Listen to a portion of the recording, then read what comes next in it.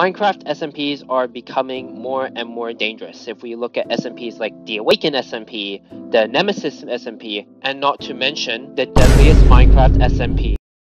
Even Hermitcraft, you see players getting trapped all the time. So what's stopping trespassers from sneaking around your base uninvited? Believe it or not, by using a few cows, it is possible to make an effective player detector. How? Let me show you.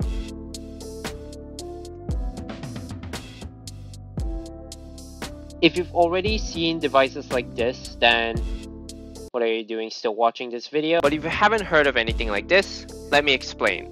Cows and other passive mobs sometimes will choose a block around them to wander to.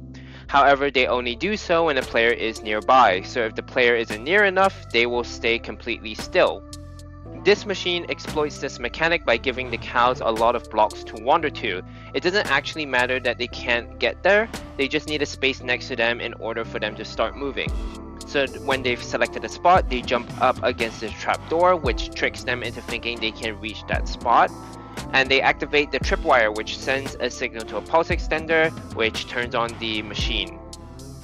So as a quick little demonstration, if I were to walk forward over here, you will notice the device turns on. And if we were to go into spectator mode and we fly to the cows, you'll see they are jumping up and down because they detected that I was in the area, and they are triggering the tripwire, which activates the pulse extender. Once they've stopped wandering, they will settle back down. And since I'm in spectator, it shows that there's no detectable players within the vicinity.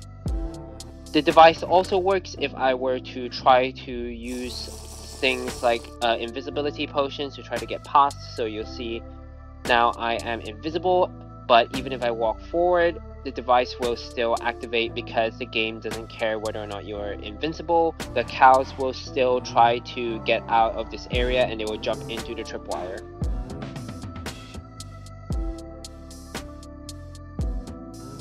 One of the best ways of using the player detector, in my opinion, is hooking it up to a stasis chamber, because that way you'd be able to know when someone was near your base and it would teleport you back immediately. So all you do is forget to load your ender pearls.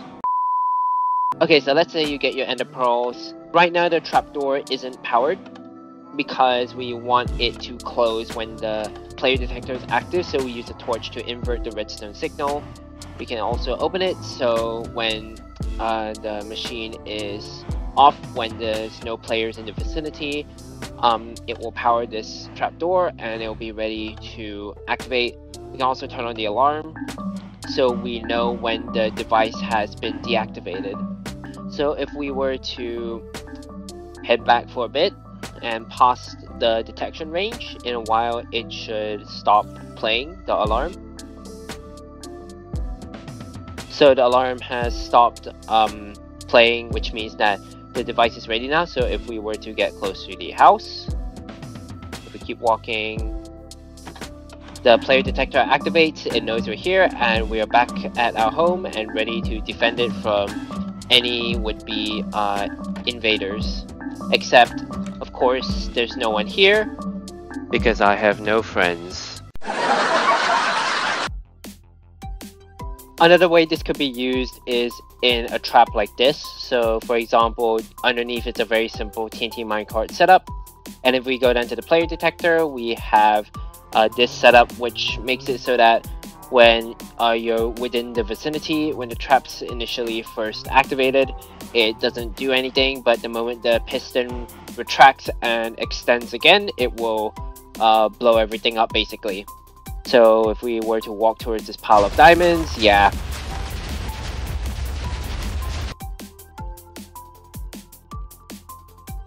The one weakness of the player detector is that it can't detect anything else besides players. So if you were to say drop TNT from more than 32 blocks away, you wouldn't be able to defend against that. As you can see, we took out this house pretty easily without setting off the player detector.